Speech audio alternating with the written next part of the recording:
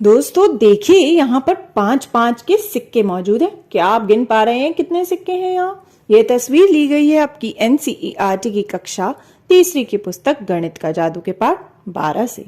तो चलिए देखते हैं यहाँ क्या हो रहा है। 5 दोस्तों को सड़क पर 5 रुपए के 10 सिक्के मिले। उन्होंने इन सिक्कों को बराबर बराबर बांट लिया। तो अब उन्होंने इन सिक्कों को बराबर बराबर बांट लिया।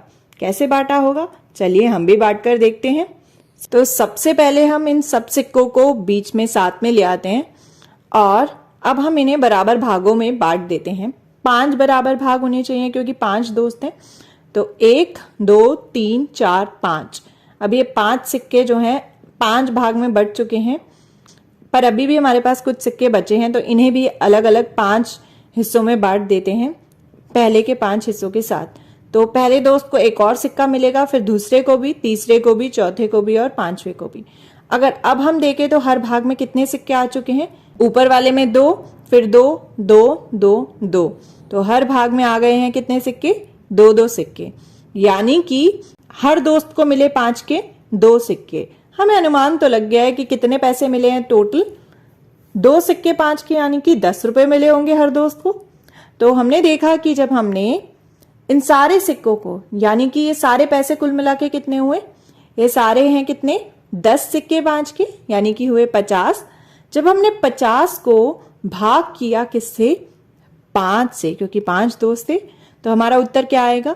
50 को जब हमने 5 से भाग किया तो हर दोस्त को मिले 2 5 के सिक्के, यानी कि 10 रुपए। तो सभी दोस्तों में बट गए हैं ये पैसे, 50 रुपए जो थे वो, और हर दोस्त को मिले 2 5 के सिक्के, यानी कि 10 रुपए।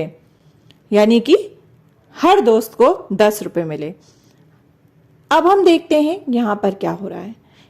अगर 10 रुपए के 16 नोट हो और 4 दोस्तों में बांटने हो तो हर एक को कितने पैसे मिलेंगे?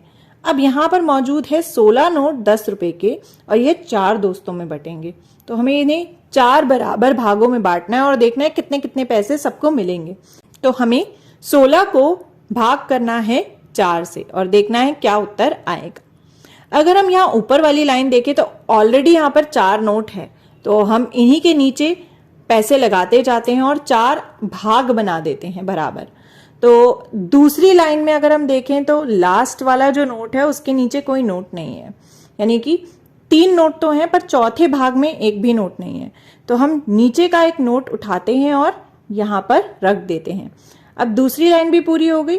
अब तीसरी लाइन में भी सिर्फ 3 नोट हैं, हमें चौथे भाग को पूरा करना है, तो हम इसे लाते हैं यहां और यहां पर रख देते हैं। तीसरी लाइन भी पूरी हो गई। अब बची चौथी लाइन जिसमें एक नोट कम है 4 भाग में बांटने के लिए, तो यह नीचे से नोट लिया हमने और यहां रख दिया। अब नीचे कोई भी लाइन नहीं बची, कोई भी नोट नहीं बचा और 4 भागों में यह नोट बट चुके हैं। चलिए देख लेते हैं कि हर भाग में कितने नोट आए। 1 2 3 4। पहले भाग में 4, दूसरे में 4, तीसरे में 4 और चौथे में भी 4। तो जब हमने 16 को 4 से भाग किया तो हर भाग में कितने नोट आए? 4 नोट। पर यह 4 जो है यह है नोट, यह पैसे नहीं है। हमें बताना है कि हर दोस्त को कितने पैसे मिलेंगे। अब हमारे पास आए 4 नोट, हर भाग में होंगे 4 नोट, यानी हर दोस्त को मिलेंगे 4 नोट। तो हमें बताना है कि हर दोस्त को कितने पैसे मिलेंगे, यानी 4 नोट में कितने कुल मिलाकर पैसे होंगे। चलिए देखते हैं। क्योंकि 4 नोट है और हर नोट कितने रुपए का है? 10 रुपए का। तो 10 जो है वो कितनी बार जुड़ रहा है? 4 बार। यानी 4 नोट हैं और 10 रुपए के हैं, तो हम यहाँ पर 4 को गुना कर देंगे 10 से, क्योंकि 10 जो है वो 4 बार जुड़ रहा है। 10 के 4 नोट हैं हर दोस्त के पास। तो 4 को जब हम 10 से गुना कर देंगे तो हमारा उत्तर आएगा 40। तो हर दोस्त को मिलेंगे 40 रुपए, यानी कि 40 रुपीज। तो जब हम 16 10 के नोटों को बराबर बराबर 4 लोगों में बांट देंगे तो हर एक दोस्त को मिलेंगे 40 रुपए, यानी कि 40 रुपीज।